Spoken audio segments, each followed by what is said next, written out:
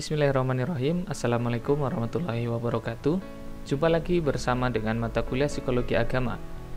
Pada kesempatan kali ini kita akan membahas tentang perkembangan keberagamaan pada masa kanak-kanak. Tapi sebelum kita melanjutkan pembahasan kita, silahkan bagi kalian yang belum subscribe channel ini, silahkan subscribe supaya kalian bisa mudah menemukan channel ini ketika kalian search di aplikasi YouTube Go, yang dengan aplikasi tersebut kalian bisa mendapatkan video ini dengan kapasitas yang jauh lebih ringan. Dan kita akan mulai materinya.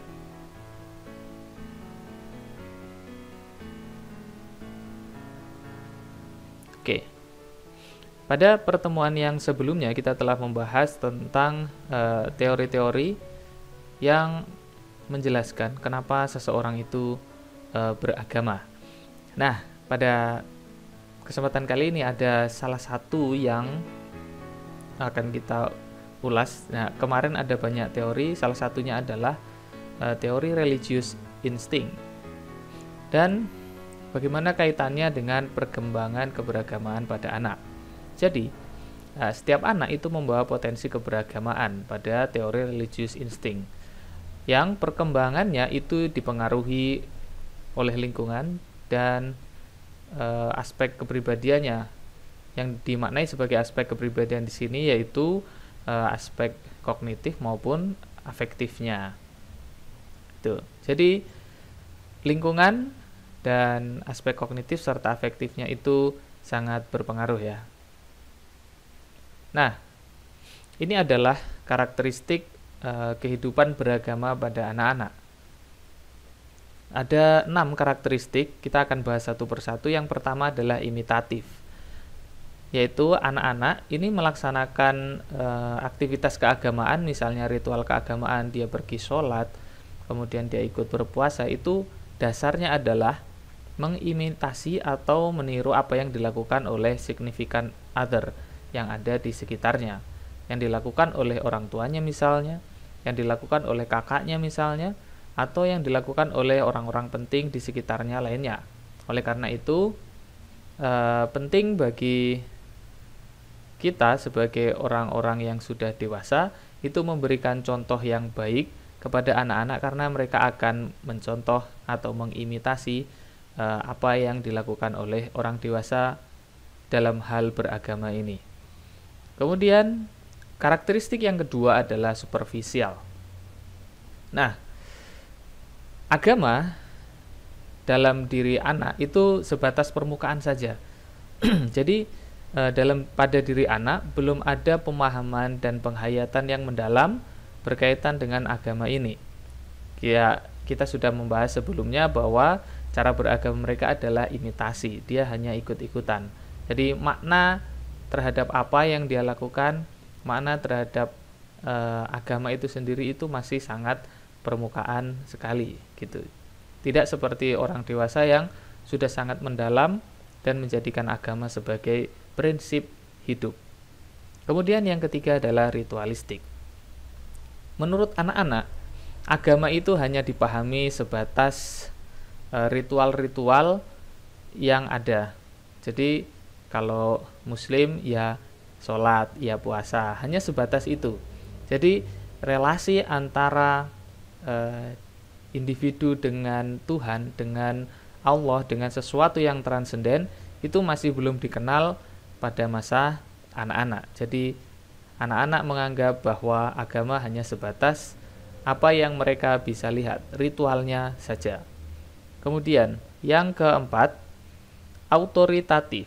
Jadi keberagamaan pada anak itu sangat ditentukan oleh orang-orang di sekitarnya, yang menurut mereka itu dipandang memiliki otoritas terhadap dirinya. Oleh karena itu, tokoh-tokoh di sekitar dirinya itu akan sangat menentukan bagaimana corak keberagamaan pada anak ini. Apakah itu orang tua, apakah itu gurunya, apa itu guru ngajinya, itu akan sangat menentukan corak keberagamaan pada diri anak-anak. Kemudian karakteristik yang kelima adalah konkret. Konkret maknanya bisa dilihat, nyata. Jadi, anak memahami konsep-konsep abstrak itu dengan sesuatu yang konkret. Misalnya apa? Misalnya, mereka susah untuk membayangkan konsep-konsep abstrak di dalam agama. Setan, makhluk halus, hal-hal yang gaib itu mereka akan cenderung memahaminya atau memvisualisasikan dalam bayangannya itu dengan sesuatu yang konkret. Jadi, ketika kita ingin mengajari agama kepada anak, itu memang sebisa mungkin disampaikan dengan sesuatu yang konkret. Kemudian, antropomorfis. Jadi, anak-anak itu membayangkan zat yang gaib itu seperti manusia. Jadi, antropo itu kan manusia ya. Jadi, mereka membayangkan seperti manusia. Malaikat, dia bayangkan seperti apa?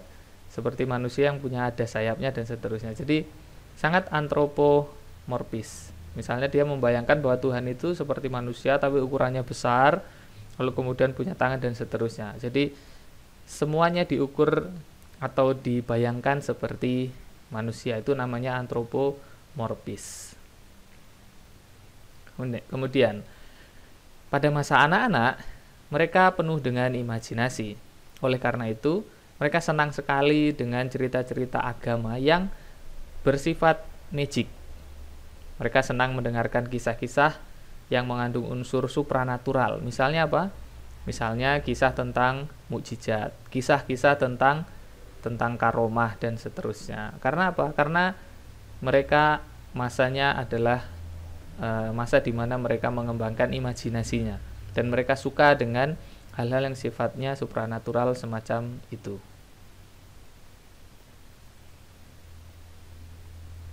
Kemudian ciri lain daripada atau perkembangan masa anak-anak adalah adanya sikap egosentris. Apa itu sikap egosentris?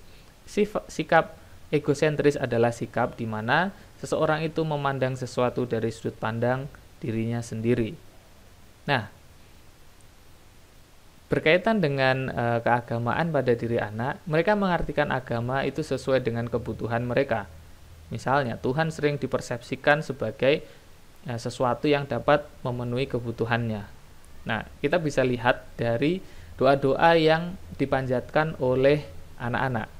Misalnya, mereka sedang melihat teman mereka memiliki mainan baru, kemudian di dalam doanya kemudian mereka minta kepada Tuhan, Tuhan, berikan saya mainan seperti mainan miliknya teman saya dan seterusnya. Mereka memandang bahwa Tuhan sebagai sesuatu yang dapat memenuhi kebutuhan dirinya. Sebatas itu. Kemudian belum muncul pemahaman dalam diri anak bahwa doa adalah wujud pengabdian kepada Tuhan. Doa adalah wujud pengabdian yang menunjukkan bahwa manusia adalah hamba dari Sang Maha Pencipta, dari Tuhan yang Maha Kuasa. Nah, materi kali ini itu tidak banyak, dan sekian saja materi kita pada kesempatan kali ini. Selebihnya kalian bisa baca di literatur-literatur yang sudah saya tulis di dalam RPS, dan saya merencanakan akan ada kuis. Silahkan kalian cek pada aplikasi LMS. Nanti kalau ada kuis saya akan tulis di sana. Untuk kesempatan kali ini tugasnya sepertinya tidak ada, hanya akan ada kuis, itu pun kalau saya jadi membuatnya. Baik, terima kasih sudah menonton sampai akhir. Jangan lupa like, jangan lupa subscribe juga ke channel ini, dan sampaikan linknya kepada teman kalian yang mungkin terkendala untuk mengakses LMS, ataupun ya mungkin mereka kesusahan untuk mengakses melalui aplikasi LMS. Baik, sekali lagi terima kasih. Saya akhiri. Wassalamualaikum warahmatullahi wabarakatuh.